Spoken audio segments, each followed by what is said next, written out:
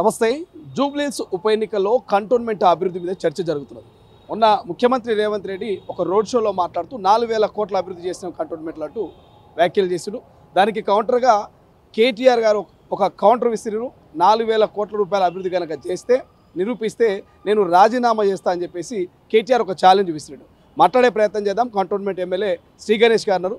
So KTR కావచ్చు, తలసాని కావచ్చు, ఇద్దరు కూడా సవాలు విసురుతున్నారు.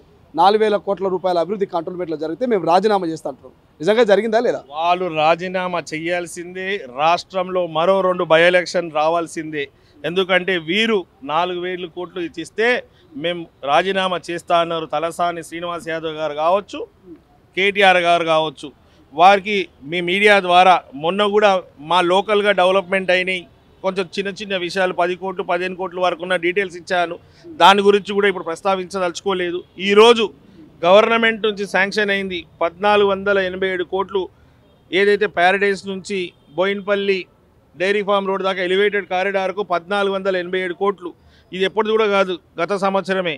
ఇప్పుడు చూడు, మొన్న 15/9/2025 ఇది వచ్చి 4263 కోట్లు.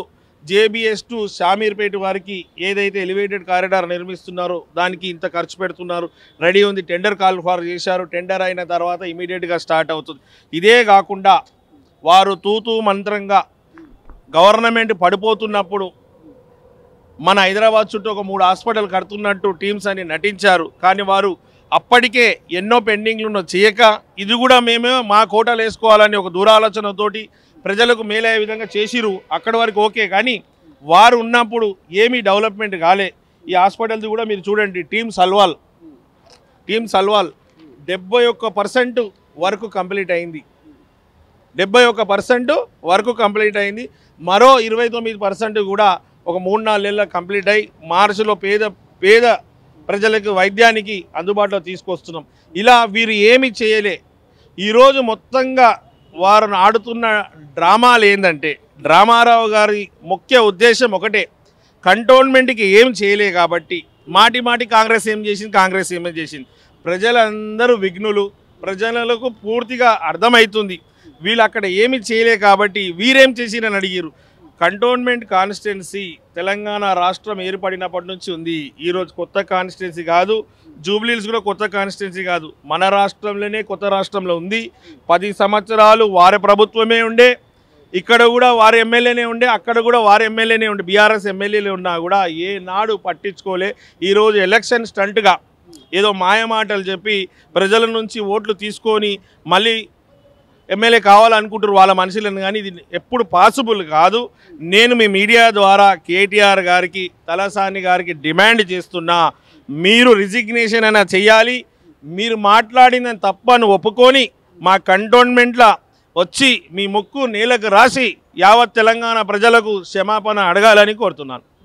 కేవలం కేటీఆర్ గారు 4000 కోట్ల పనులు నిరూపిస్తే రాజీనామా చేస్తున్నాడు. కానీ మీరు చెప్పిన లెక్కల ప్రకారం చూస్తే 6000 కోట్లు దాటినట్టున్నాయి. 6000 కోట్లు కాబట్టి వాళ్ళు ఎప్పుడు కూడా పోటీ చేయొద్దు. ఎప్పుడు ఎలక్షన్ వచ్చినా కూడా సిరిసిల్ల ఎలక్షన్లో మళ్ళీ వారు కూడా ఇంటికే పరిమితం అవుతారు. ఇటు సనత్ నగర్లో కూడా బై ఎలక్షన్ వస్తే వారు కూడా ఓడడం ఖాయం. ఇప్పుడు ఆయన మాటికి చెప్తున్నారు కదా, హైదరాబాద్లో ఇలా పట్టు లేదు, ఇలా బేస్ లేదు. బేస్ వేసింది గౌరవ ముఖ్యమంత్రి గారు ఈ శ్రీ గణేష్ తోటే, కంటోన్మెంట్ ఉప ఎన్నికలతోటే. అక్కడ నేను గెలిచాను. ప్రతి చోట ఎక్కడ ఎలక్షన్ వచ్చినా కూడా కాంగ్రెసే గెలుస్తుంది. ఎందుకంటే బై ఎలక్షన్ నేను గెలిచిన తర్వాత కేవలం 15 నెలలైంది. ఈ 15 నెలల్లో బ్రహ్మాండమైన డెవలప్మెంట్ జరిగాయి. ఇంకా కావాల్సినవి చాలా ఉన్నాయి. ఎన్నో సంవత్సరాలు పెండింగ్ ఉండే. వీరు 10 సంవత్సరాలలో డిఫెన్స్ వాళ్ళతో మాట్లాడి ఒక్క ల్యాండ్ కూడా తీసుకోలేని పరిస్థితి. గౌరవ ముఖ్యమంత్రి రేవంత్ రెడ్డి గారు ముఖ్యమంత్రి కాగానే ఇమీడియట్గా డిఫెన్స్ వాళ్ళతో మాట్లాడి కేంద్ర ప్రభుత్వంని తోటి వారి మీద ఒత్తిడి తీసుకొచ్చి ఈరోజు ఎక్స్చేంజ్ ఆఫ్ ల్యాండ్ చేసి వాళ్ళకు డబ్బులు ఇవ్వాల్సిన చోట డబ్బులు, భూమి ఇవ్వాల్సిన చోట భూ బదలాయింపు చేసి ఈరోజు ఈ కారిడార్ నిర్మాణం చేసి మా నియోజకవర్గ ప్రజలు ఈరోజు చాలా సంతోషంగా ఉన్నారు. ఎందుకంటే మనందరికీ తెలుసు, రాష్ట్ర ప్రజలకి రోడ్లు విస్తరణ జరిగితే డెవలప్మెంట్ అనేది ఒక సంకేతం.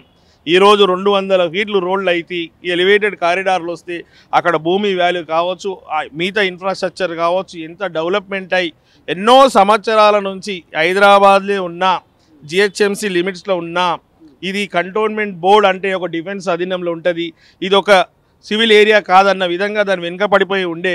కానీ ఇప్పుడు గౌరవ ముఖ్యమంత్రి గారు గతంలో మల్కాజ్గిరి పార్లమెంట్ సభ్యులుగా ఉండే కాబట్టి వారికి కంటోన్మెంట్ నియోజకవర్గం మీద పూర్తి అవగాహన, సమస్యలు, అవసరాలు తెలుసు కాబట్టి వారు కొట్లాడి ఈ ఎలివేటెడ్ కారిడార్లతో పాటు 303 కోట్లు కూడా ఏదైతే కంటోన్మెంట్ ల్యాండ్స్ ఉండేనో అది సెంట్రల్కి పోతుంటే సెంట్రల్కి పోకుండా కంటోన్మెంట్ బోర్డుకే వస్తట్టు నాలాలు మరమ్మతులు, సేవరేజ్ లైన్ల గురించి 303 కోట్లు కూడా ఇచ్చారు.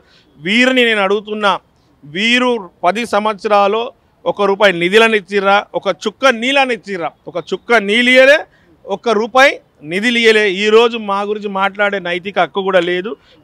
మీరు మీ ద్వారా వారికి డిమాండ్ చేస్తున్న రేపటి వారికి వారు మాట్లాడిన తప్పన ఒప్పుకోవాలి, లేకుంటే రిజైన్ అయినా చెయ్యాలి.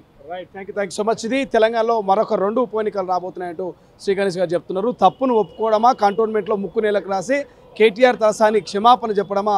4,000 కోట్లు కాదు 6,000 కోట్ల పైచీలకు అభివృద్ధి కంటోన్మెంట్లో జరిగిందంటూ విత్ ప్రూఫ్తో మరి గాంధీభవన్ వేదికగా శ్రీ గణేష్ అయితే మీడియా ముఖంగా ఆ అభివృద్ధికి సంబంధించినటువంటి డాక్యుమెంట్ చూపిస్తున్నటువంటి పరిస్థితి. చూద్దాం మరి బీఆర్ఎస్ నుంచి ఏ కౌంటర్ వస్తుంది, కేటీఆర్ తలసాని ఏం స్పందిస్తారనేది. కెమెరా పర్సన్ అజయ్తో శ్రీశైలం, తొలి వెలుగు, గాంధీభవన్. అసలైన తొలి వెలుగు. ఫాలో వాట్సాప్ @తొలి వెలుగు official.